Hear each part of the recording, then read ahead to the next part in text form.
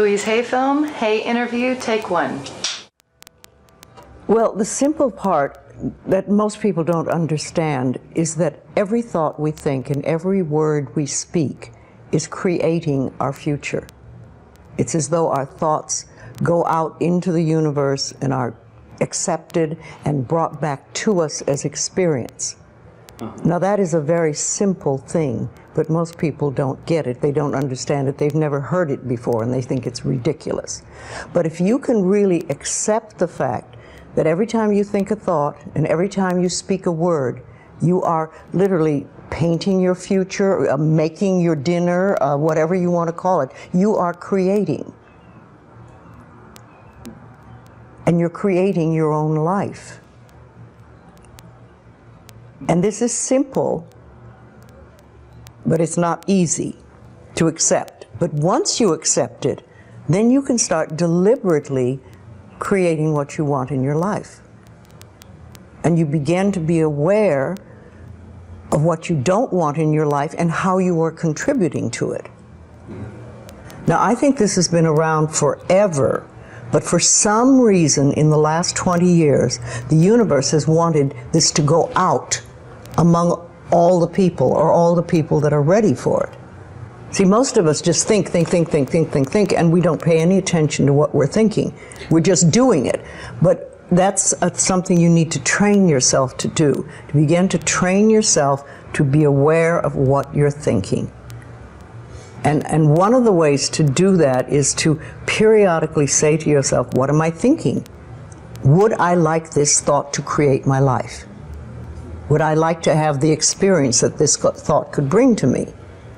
Now, it takes a while to do that, but even if we could begin on the smallest level to be aware of our thinking, we can start to make changes.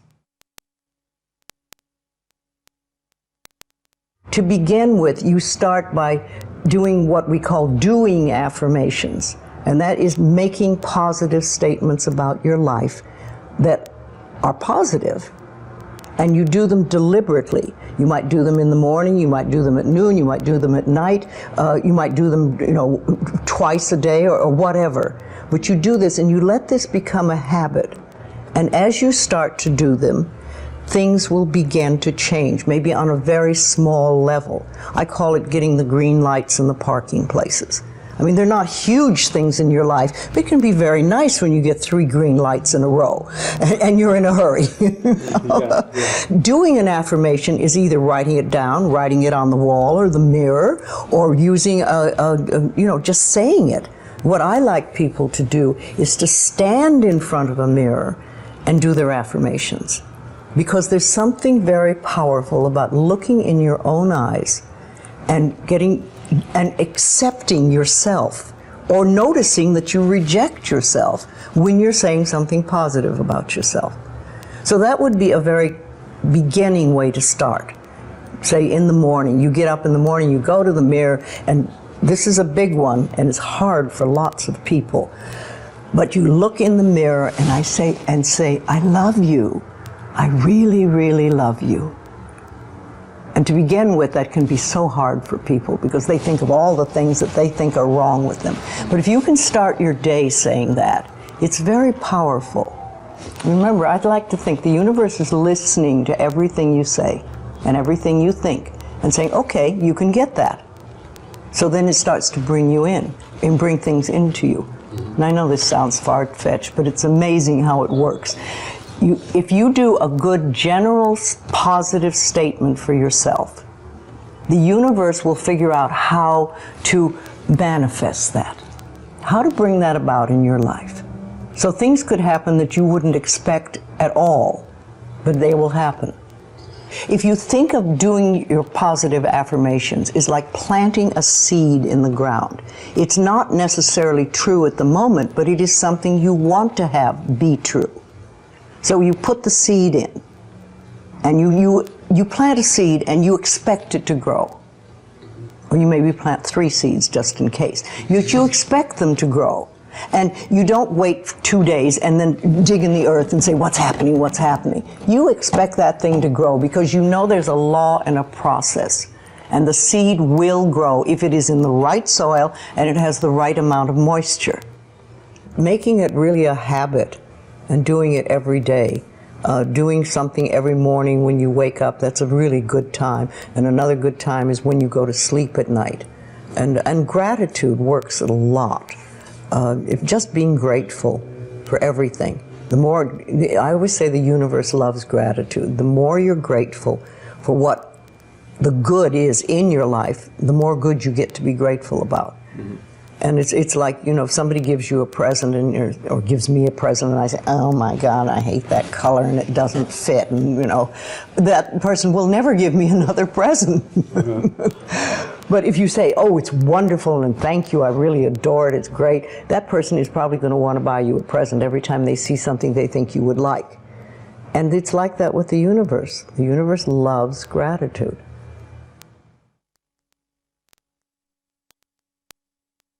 If you have very strong beliefs within you that you don't deserve good things in your life, and a lot of people have that, then there can be delays. And sometimes people say, well, affirmations don't work, I've done them. But when they're doing, for instance, prosperity affirmations, and they've done some prosperity affirmations, and they say it doesn't work, nothing's happening. And I say, well, all right, how many prosperity affirmations did you do in a day? And they'll say 3, probably. And they say, all right, how many poverty affirmations did you do this day? And that could be 300, depending on where you're coming from and what is running through your mind. See, I have this, one of my thoughts about life is that only good lies before me. And I've been saying this for many years. So it doesn't really matter to me what happens in life, because I know it's going to be good. Well, there are lots of things you can do to help you become more conscious of what is going on. And because so many of our belief systems really are unconscious or subconscious, we're not aware of them. They're just things that were bred into us as we were children, is to take a little time to figure out what they are. And I always say a really good exercise is to take a big sheet of paper and write on top of it, say, what I think about men. And then another one, what I think about women, what do I think about money, what do I think about any subject you can think of. And just write all the things that come out of your thoughts. And whether they sound good or not, just write them down. And any one subject, if you just write them all down and then look at them and see how many are positive and how many are negative. And if you can take those negative ones and turn them around, make them into positive affirmations, then you can start clearing up what you believe about, say, money that is not positive for you, and or is keeping you from bringing money in. And you can do that with lots of things in your life, so you can really begin to realize what you do believe about these things. So you can't change your thoughts if you don't know what your thoughts are. There is a law of thinking, and we are beginning to learn about it. And it is like a computer. If you have this gorgeous computer put in front of you, and you don't know what to do with it, it's a piece of junk. But if you learn the language of the computer, miracles happen. And that is what the law of thinking is. When you learn how it works, miracles happen. What you think and what you believe, it's what will come true for you. Your thoughts create your life. It's that simple. And when we can get that, we can make enormous changes. Well, I think it really starts with realizing that you don't love yourself, that most people don't. Most people feel they're not good enough, that they haven't done it right, they won't do it right, they'll never be enough, and they're definitely not lovable. And when we come from that space, it's very hard to create things for ourselves that are really good. So in the early days when I worked with people, I used to fix this problem and fix that problem, and you'd have this a health thing, and we'd work on that, and we'd work on this. And one day I discovered, much to my amazement, that if I would help people learn to love themselves, to really accept themselves as they are, we didn't have to work around problems, because it was almost like a miracle. Everything seemed to fall away. It's a hard one for people because we grow up believing that we're not good enough and nothing is right. I remember lots of times I would ask people, well, what is really wrong with you? What have you done that is so terrible that you're not acceptable to yourself? And I never, ever, ever got an answer that made any sense. You know, they might say something like, well, I'm too fat. Well, so, you know, but when you talk about loving yourself, a lot of people think that that's vanity, but it isn't really. It has nothing to do with that. That is narcissistic. But to really care for you and to acknowledge that you are an important being. It's almost like in the Bible they would say, you recognize that you are a child of God, that therefore you are perfect.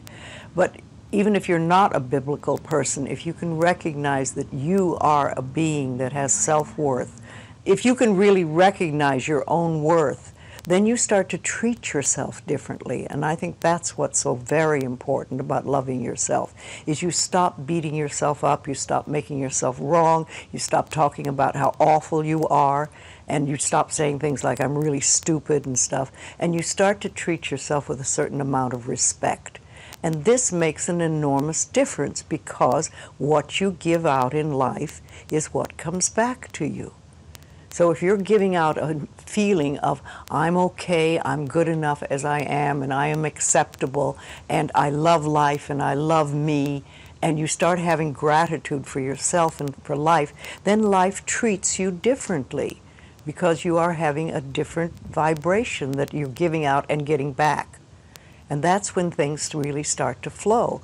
Now, a lot of people don't realize it, but you have to practice. You just have to start it. And that's why I try to get people to do a lot of mirror work.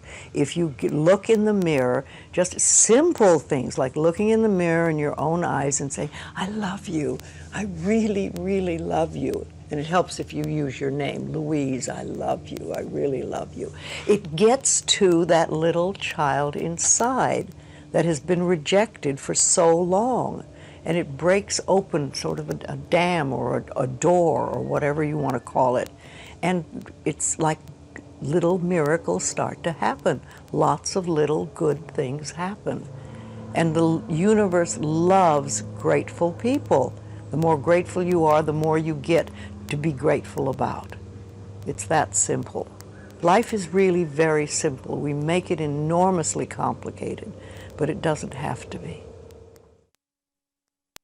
Everybody's on a journey from the time we're born till the time we leave. But when we go on a spiritual journey, it seems to be more conscious, and we begin to make conscious choices about life instead of just going on and getting up in the morning and doing our stuff and then going to bed. We begin to make conscious choices of our thoughts and our actions and even the foods we eat and things like that. And it's putting your foot on the pathway one step at a time. And some of us do very devious journeys, and we take lots of little side tracks, and we don't get very far really.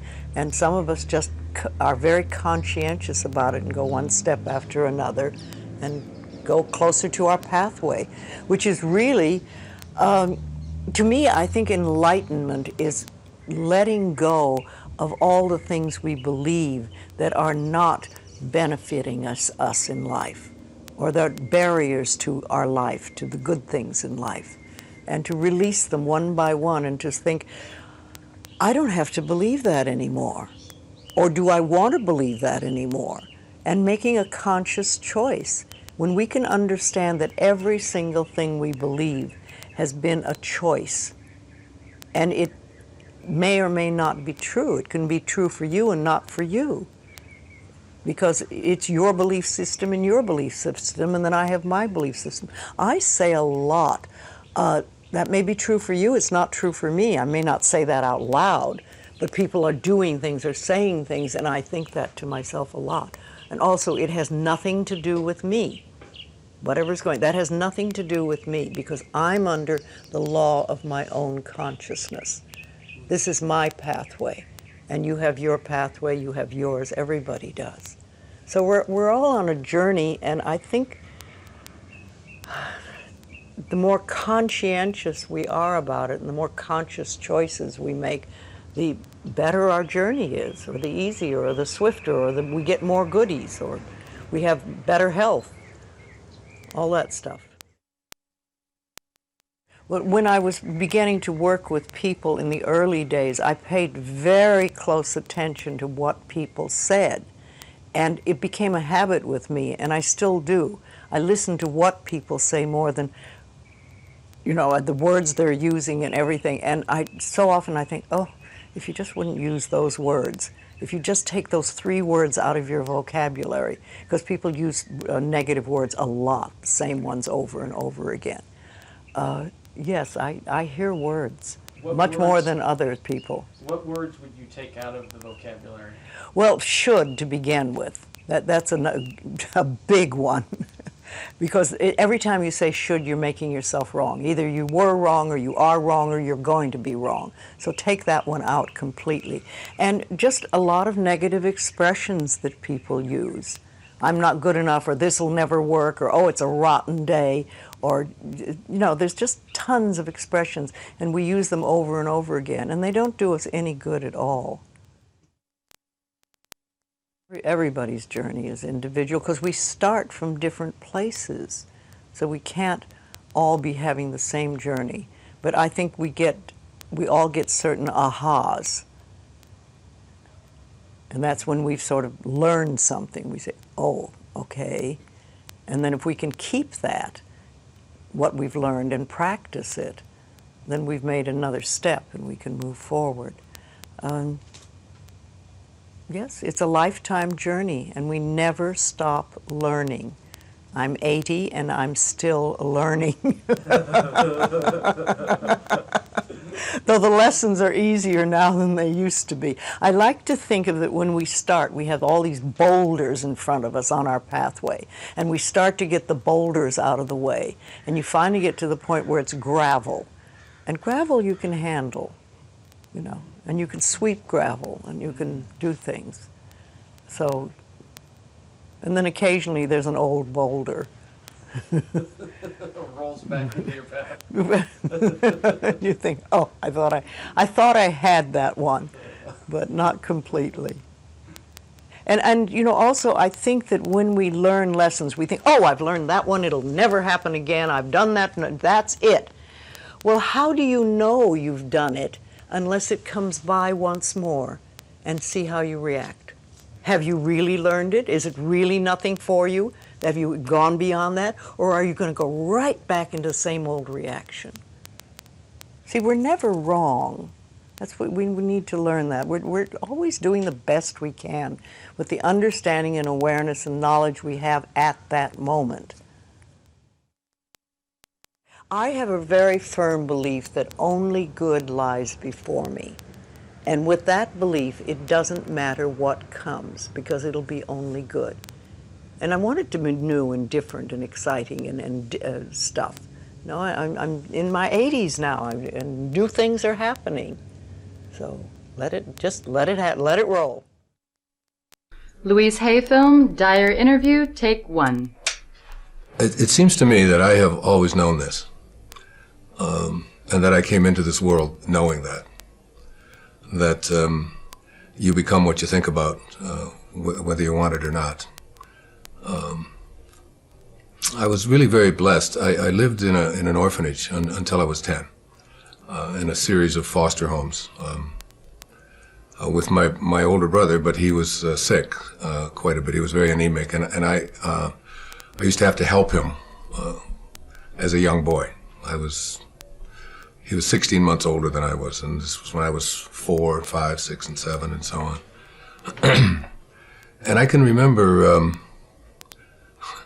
I lived out in Mount Clemens, Michigan, at 231 Town Hall Road with a lady. Her name was Mrs. Scarf, and she had a lot of children would come and go from there.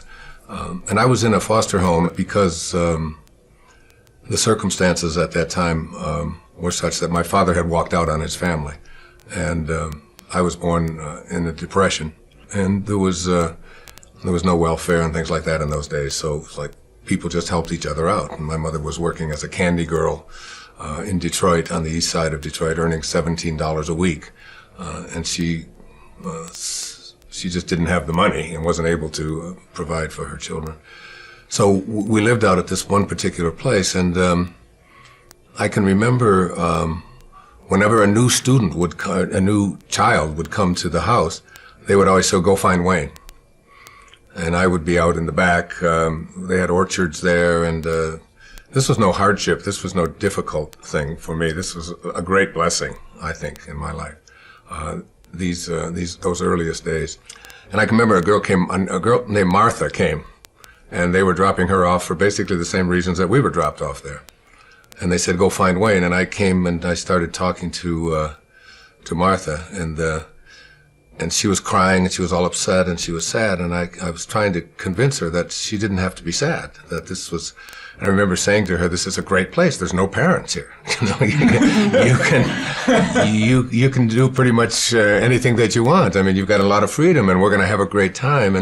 And I can remember being in school, at the public school. It was a numbered school. They didn't even name them in that day. It was PS number 127, and I remember the teachers, one time we were out on the playground and all the kids were all upset, and I said, "What's wrong?" And they said, "Well, the teacher said this is the worst class that she ever had," and she was so all upset, and she was angry, and she was hurt, and I said, "Well, why would you allow her opinions to have anything to, if this is her hardest day, then her life is just easy," and I can remember talking to other people about, all you have to do is change the way you think. And it goes from being a miserable experience or a tough experience or a hard experience to one that you can do anything that you want with. And when my mother got our family all back together again when I was nine, almost 10 years old. And I can remember her telling me what it was like when I was just a baby, when I was just like an infant, that I was the one child that could make everybody else laugh. At times when everybody else would. She said we were waiting for a bus one time when we were just real babies before I went into the orphanage, and she said a car came by, and it was in Detroit, and there was all this slush, and and we all went flying down. Everybody had dirt on them and dirty snow, and we were laying in the ground, and everybody was crying. And she said you were and upset and mad because our clothes were wet and so on. And she said you just stood up and said, "This is great. Isn't this wonderful? Look, we don't have to do this, and we don't, just turning it into something positive." It's like, so the ability to be able to do that was something, I can't remember a time in my life when I didn't know that, if I really went to work on how I thought, that things just didn't have to be bad. I was the richest kid in the orphanage. I've talked about that many times in my lectures, that, a snowstorm was a time we had two snow shovels at the home, and one of them had the edges all curled up from hitting the curbs, and you couldn't make any money with that one. So the other one, when it would snow, I would go downstairs and I would take the good snow shovel and I would put it under my bed, and I'd sleep with it right with me in the bed so that nobody else would get it.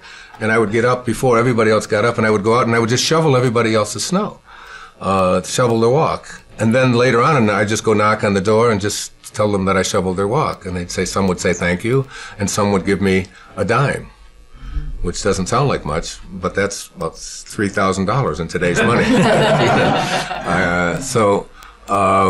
And when I found out that soda pop bottles, for example, were worth 2 cents each, that if you took them back, you could get 2 cents back, that was just like one of the great awarenesses and awakenings of my life, because I would follow people around who were drinking a Coca-Cola and say, "You almost done with that?" They said, "Well, no, I'm not going." "Well, just whenever you're ready." I just followed them, and then we'll walk until, and we had a coal bin where we lived because it was coal furnaces, and we filled that coal bin with soda pop bottles, and I would take it back.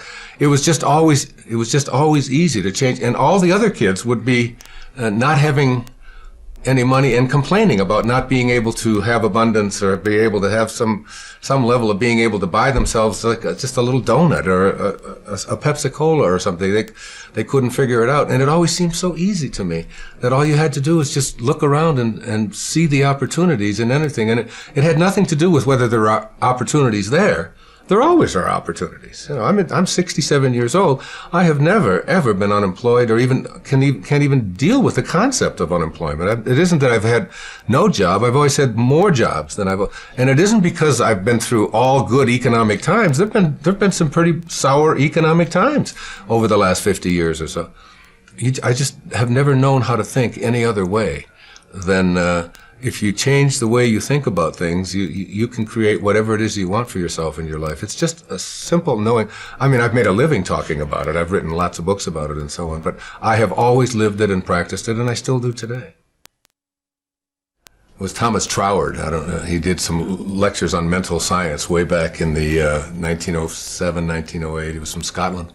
And one of the things that he said is that the law of flotation was not discovered by the contemplation of the sinking of things. So that, you know, like before the 15th and 16th centuries, all of the ships were made out of wood.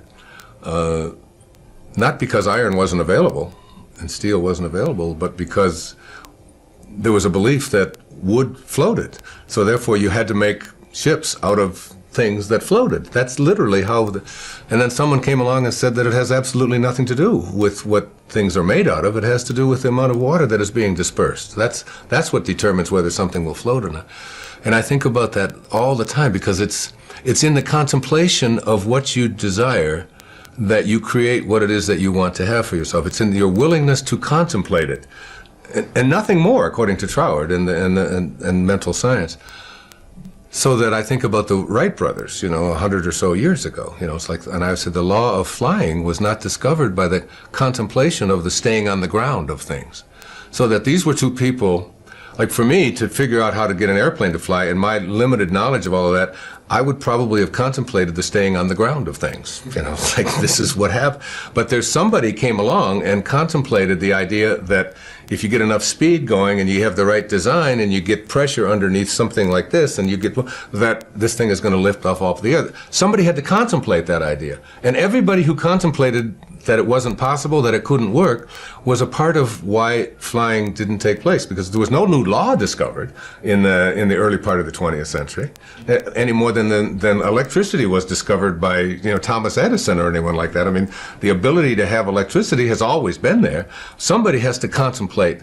So it's like in your own personal life, your willingness to contemplate yourself as a person who is capable of attracting into your life what you want, having the kind of relationships that you want, being able to have abundance where you know, scarcity always exists. All you have to do is begin the process by being willing to contemplate the presence of that in your life. And I've always been a person that I can remember throughout my life as someone who could contemplate myself being able to do things that most people couldn't. And I can give you a good example. When my mother got us all back together and we were living in Detroit, on the east side of Detroit, and we got a new television set. It was a black and white, it was a screen about this big, it was an Admiral, and we had it in our home, and it was like, oh my God, black and white television, you know. You remember Uncle Milty and all and so on.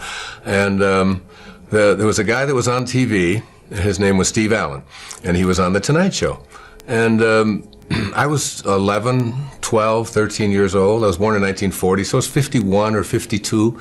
And I used to stay up every night and watch The Tonight Show. Even though I had to go to school the next day, there was just something about that show and, you know, all of the characters and smock and all the things that Steve Allen would do on it.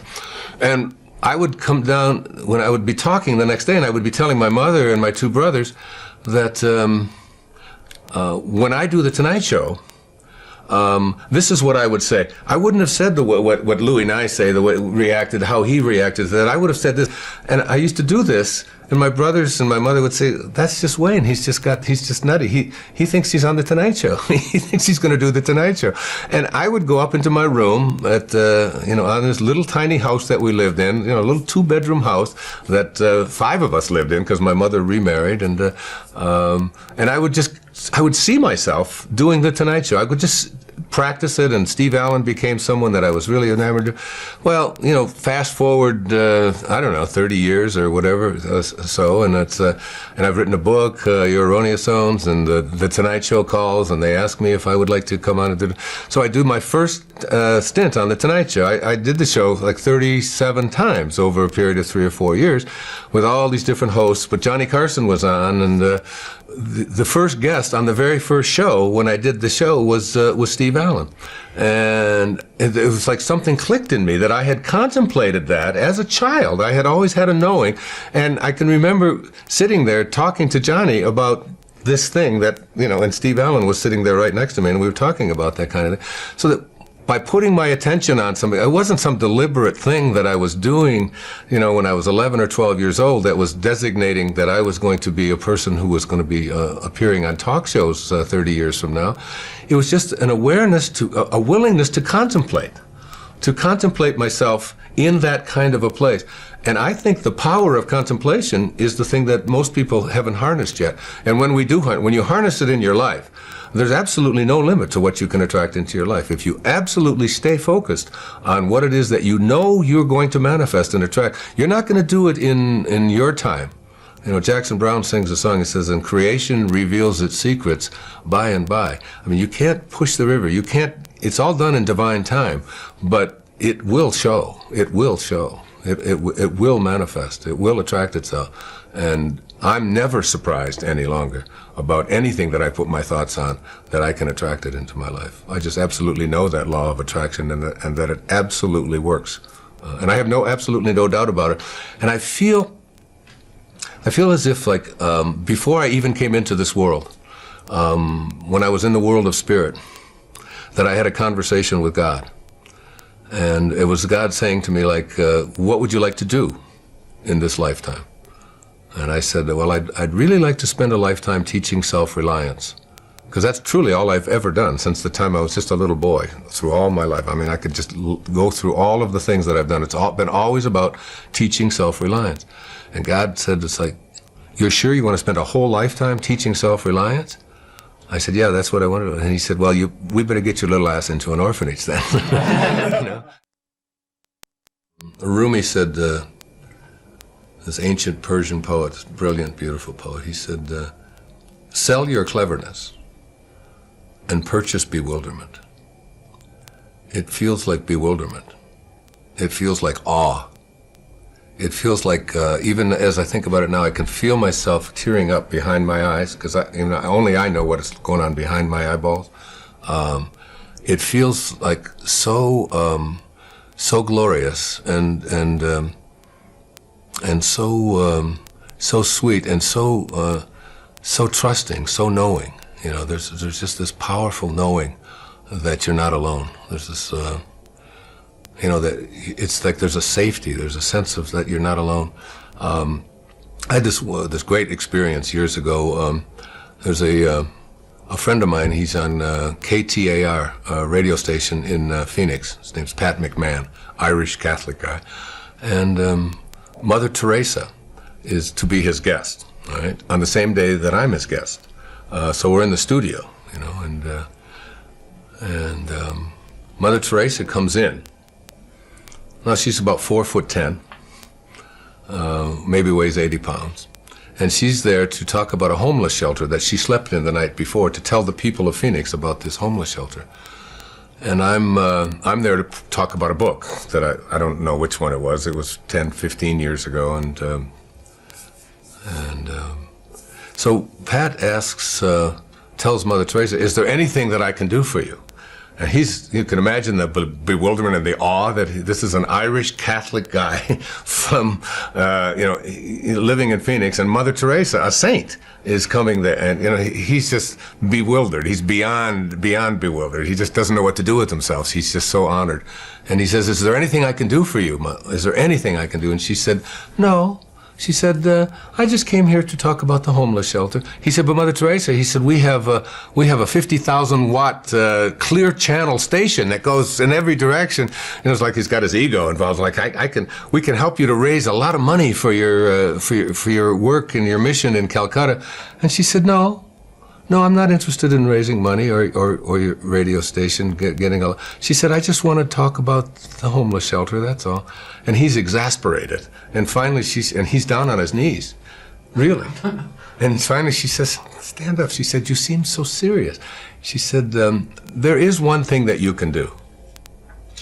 And he just stood up and he said, well, what is it? I'd do anything. She said, well, tomorrow morning, she said, get up at 4 a.m. And she said, and go out onto the streets of Phoenix and find someone who's living there, who believes that he's alone, and convince him that he's not. That's what you can do. And behind the feeling we're talking about here is this feeling of aloneness for so many people who are lost in the world, that I don't have like a connection to something greater than myself. I've come to believe that who I am is what I do, and what I have, and what other people think about me, and who I am is separate from everybody else, and who I am is separate even from what I'd like to attract into my life, that I'm separate from all the things that are missing, and I'm separate even from God, and that there's a place within me that knows that I'm not separate from any of that, that if there's no place that God is not, or that source is not, or the energy that provides, that is always giving and always creating is not, if there's no place that it is not, then it has to be in me. I know that. And if there's no place that is not, and it has to be in me, it has to be also in everything that is missing in my life, or that I think is missing. It's there too. So that in some mysterious, invisible way, I'm already connected to everything that's missing in my life through something called spirit. And when I recognized that I'm not here as this human being having a spiritual experience, when you recognize that your essence is that you are a spiritual being, having a human experience, not the other way around. When you really get that, I mean, not that you can say it and it's clever, but when you know that who you are is this essence, you don't see, there's no other, there's no them. There's nothing outside of you. You're connected to everyone and everything. As the Native Americans, you'd say that no tree has branches so foolish as to fight among themselves. Living the Tao Te Ching, this 2,600-year-old, some people call it the greatest, the wisest book ever written. It speaks so much about relationships. Tao, the word Tao means the great way. It's really just another synonym for God, or source, or spirit, or that which is the all-creating. And one of the things that it says that was really helpful to me, probably the most helpful thing in it, was that whenever you have a conflict of any kind, in any relationship, whenever you have a conflict, that the person who is willing to be of Tao, of God, of source, is the one who will practice forgiveness, or will go to the person that they have a conflict with and bring love to it, instead of the freeze out, instead of the anger, instead of the hatred, instead of the revenge, instead of so many of the things that we do when we have conflicts in our lives. We just don't talk to that person. Like, I'm not talking to that. I'm not talking to him. He's going to call me because I called the last time. And that's but the person who lives the Tao life, the life of a higher consciousness, is the person who says, I end all conflicts on love, which is where we all come from. We come from a source that is love. So for me, that has been just so useful. I have 8 children, and that's been just extraordinarily helpful for me to be in a relationship where I can always be of love, where I can just, and so then you don't even, conflicts become something that are no longer present, because conflict requires two-ness. In order to have a conflict, you have to have two different opinions or whatever. But if you live in oneness, if you really see yourself in everyone else, see yourself in all the things, including the plants, including the animals, and including all beings and so on. If you just suspend this ego part of you and just see yourself in that other person, then your arguments are really with yourself. and your hatreds are really about yourself. And you begin to really see that I don't have to project anything onto anyone else that isn't what I choose to be. You do U-turns in your life. I've done U-turns in my life. And it's having the curiosity, it's having the willingness to say, this isn't working for me. You know, it's like you get bit by a snake and you're bit, okay? So, but the bite doesn't kill you. You're still there, you know? You don't die from a snake bite. You don't die from you don't get hurt from what somebody else does to you. It's the venom that continues to pour through your system after the bite.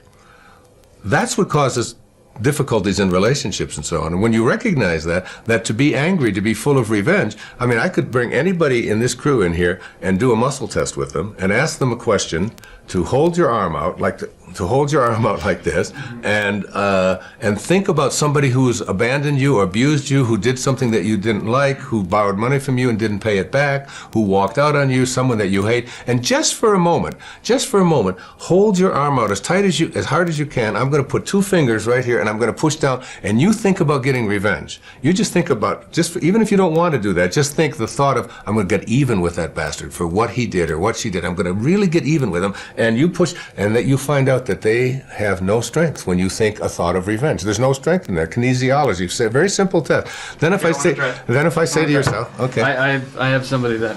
Okay, sit down. All right, here, come over this way.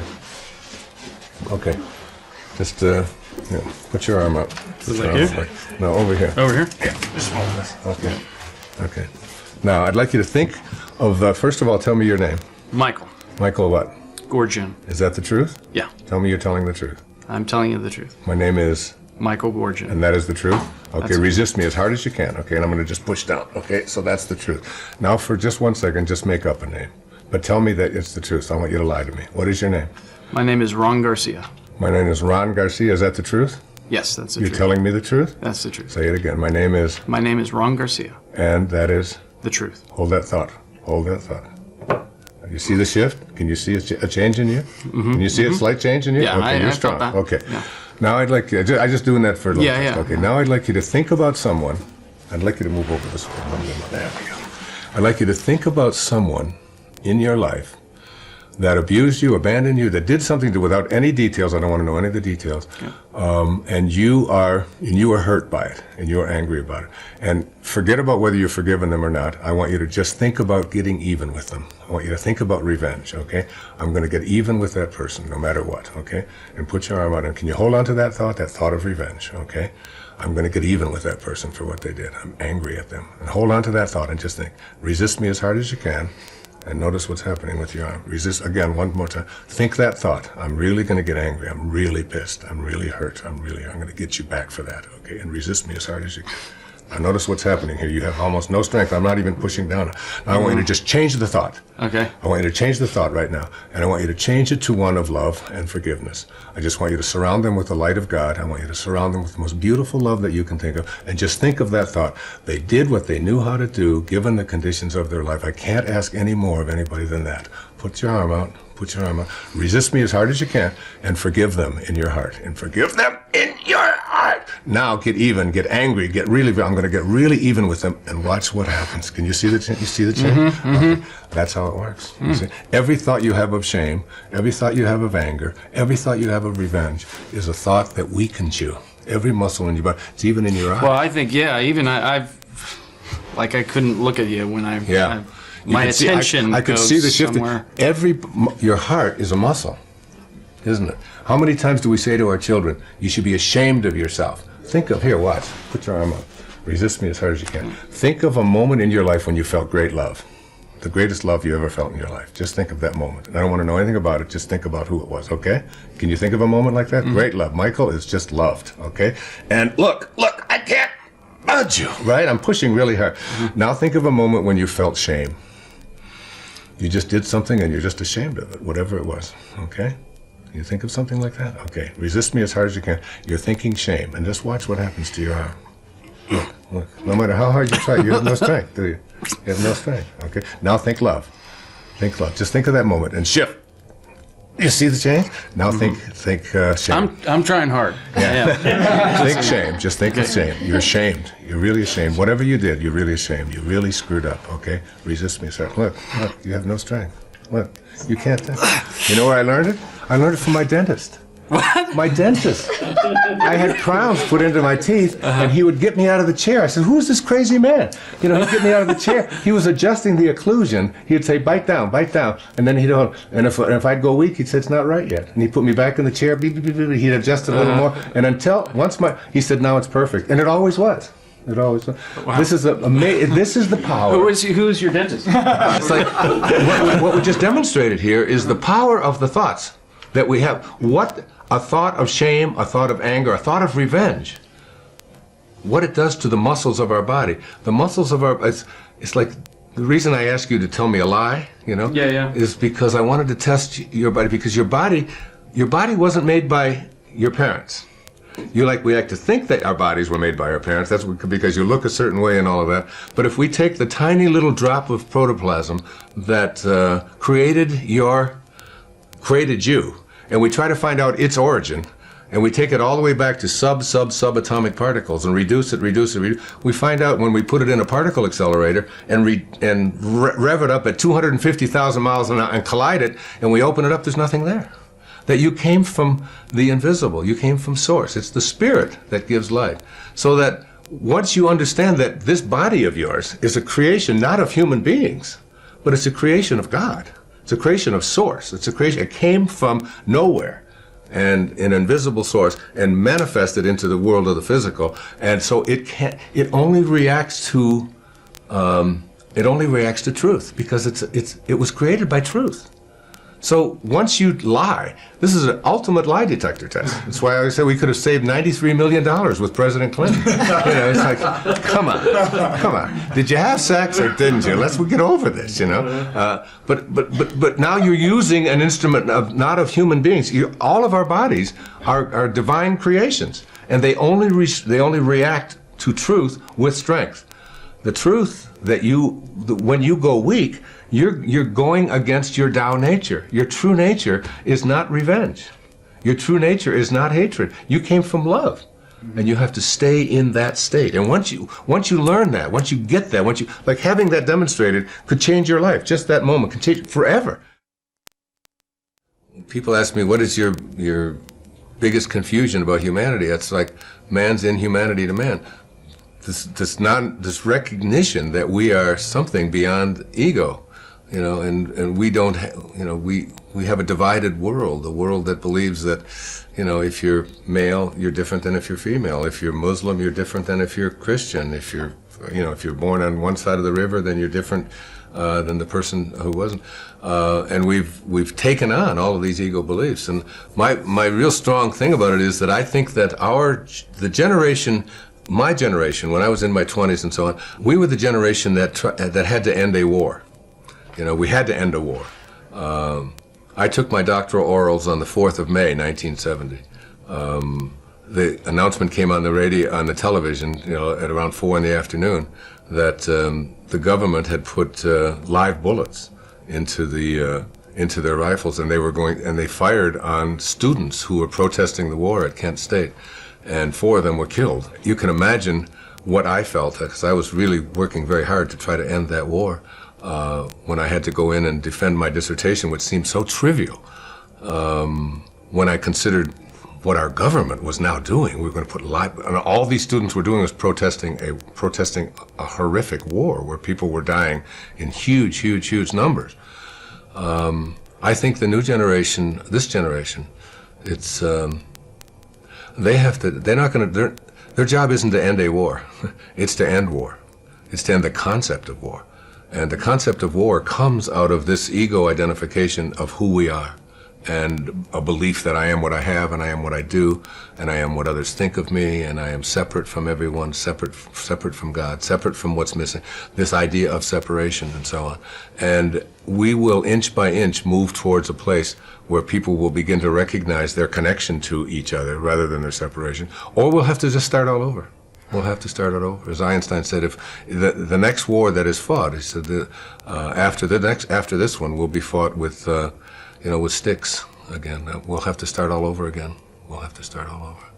And it's really about slaying this ego, this massive ego thing. You can see it in our foreign policy. You can see it in the way that we treat it. You can see it on television. You can see it in all of the ads that you see for having to take pills for everything. And that's what I feel my work is about. What my life is about now is ending the concept of